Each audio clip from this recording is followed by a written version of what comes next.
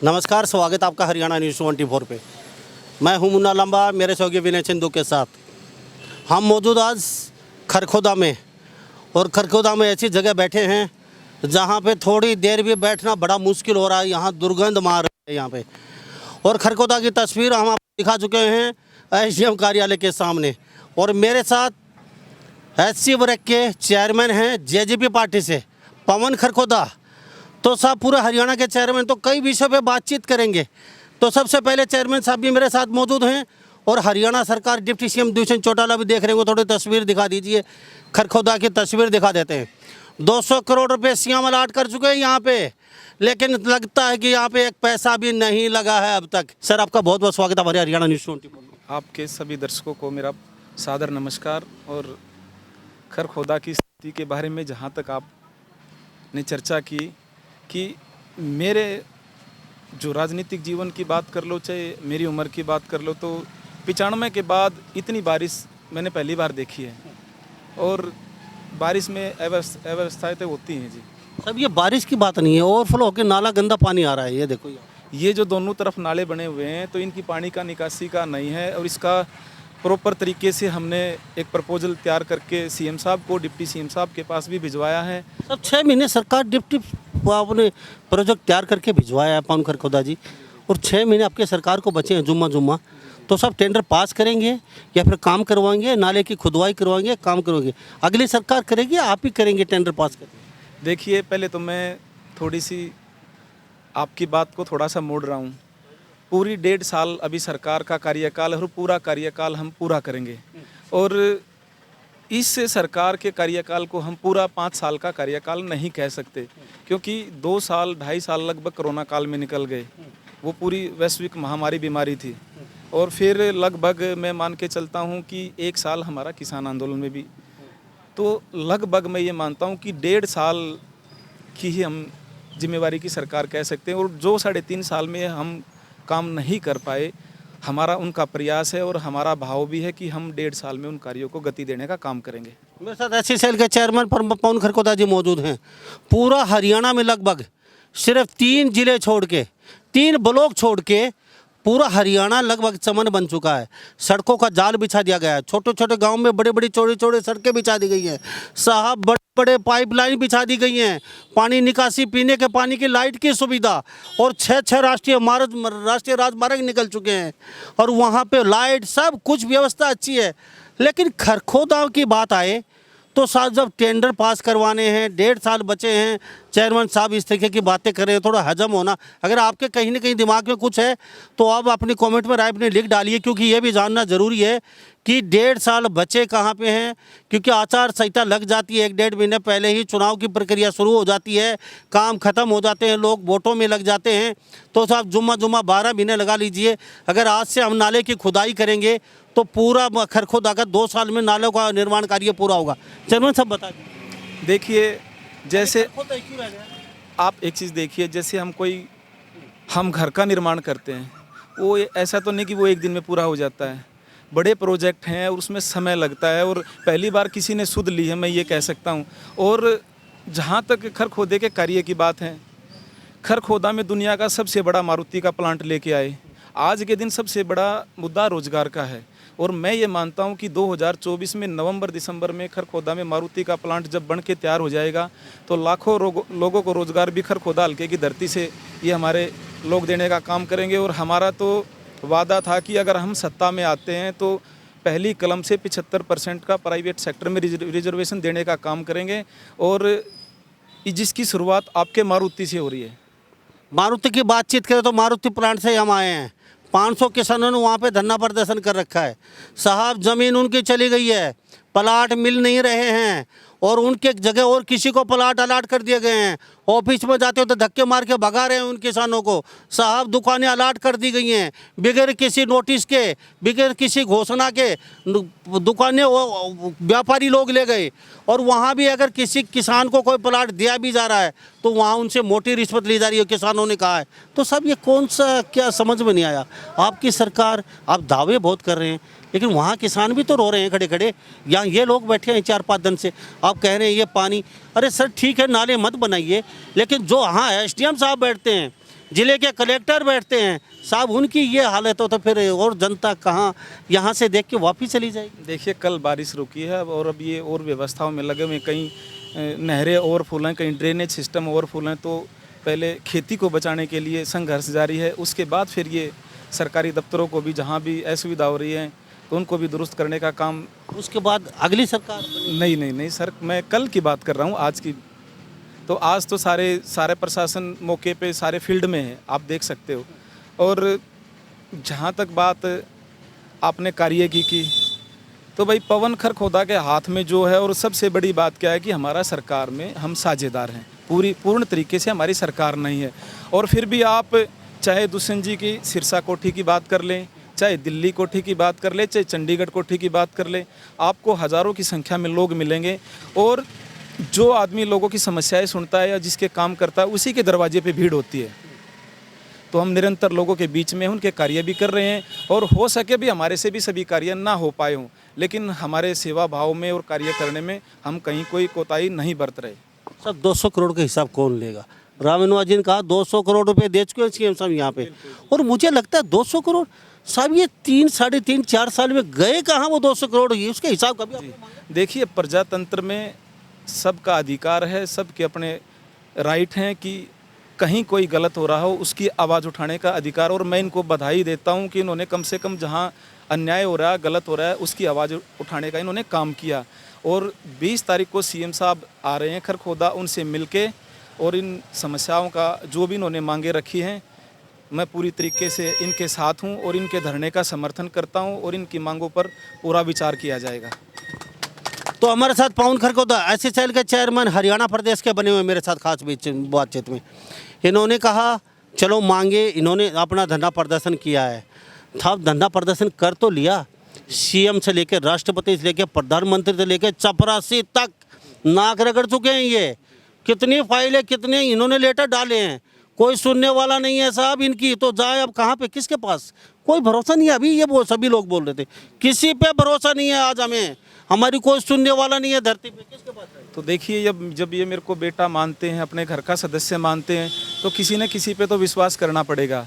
और मेरा विश्वास पूर्ण तरीके से दुष्यंत चौटाला जी पे है और हमारी सुनते हैं। और मेरे को ये विश्वास है कि जो इन्होंने इनकी 15 समस्याएं मांगे हैं उनका निदान करवाने का पुरजोर प्रयास रहेगा, और मेरा ये विश्वास है कि उन कामों पे अमल होगा।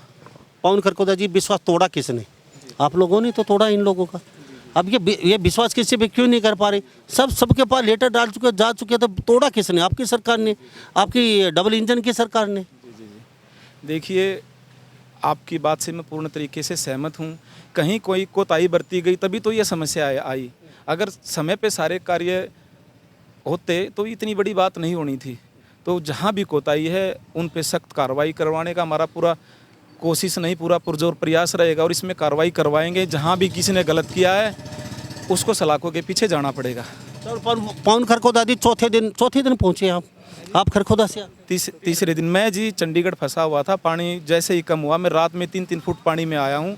और उनका दिल सच्ची ईमानदार से आप बताना, आप चेयरमैन हैं, आपको पता था जिस दिन इन्होंने धरना प्रदर्शन दिया यहाँ पे लोग बैठे हैं, आपको पता था? जी मेरे को कल पता चला और आज मैं इनके बीच में आया हूँ जी। हरियाणा प्रदेश की क्या क्या मांगे उठाई? आपने 4 साल आप कुर्सी पे बैठे हैं, और आप भी नेताओं की तरह बड़ी गाड़ी मिली, कमांडो मिले आपको, तो नेता भी कुर्सी पे बैठते हैं, वोट लेते हैं इन लोगों के, और सब 5 साल राज रचते हैं, और ये जाते पसीने की बदबू आती है नेताओं को, धक्के मार के बाहर निकाल देते हैं, अंदर छुप जाते हैं, और साहब है नहीं, और 5 साल बाद फिर इन लोगों को उल्लू बना देते हैं। आप भी उसी पैटर्न में आते हैं सर। आपने एसएसएल के चेयरमैन ने किया क्या है? चलो डबल इंजन के आप कहते हैं हमारी इतनी चलती नहीं, हमारी सरकार नहीं है, हम तो उनका सरकार का हिस्सा हैं। चलो हिस्सा हैं, हिस्से में 25 पैसे तो एसएसएल के लिए करना चाहिए। जी देखिए पूरे हरियाणा को छोड़ के सबसे बड़ा प्लांट खरखोदा लेके आए। ये हमने दुष्यंत जी के पास HSIDC का डिपार्टमेंट था। हाँ बिल्कुल जी। पवन खरखोदा जी ने कहा कि हम प्लांट लेके आए यहाँ पे। अब पवन खरखोदा जी दुष्यंत चौटाला की माने या फिर सीएम साहब या बीजेपी के जहाँ पे ये सपोर्टर हैं बड़े बड़े यहाँ के जो नेता हैं या फिर हरियाणा के नेता उनकी माने, लेके आया कौन है ये तो आप पे छोड़ते हैं, आप ही बता दीजिए हमें।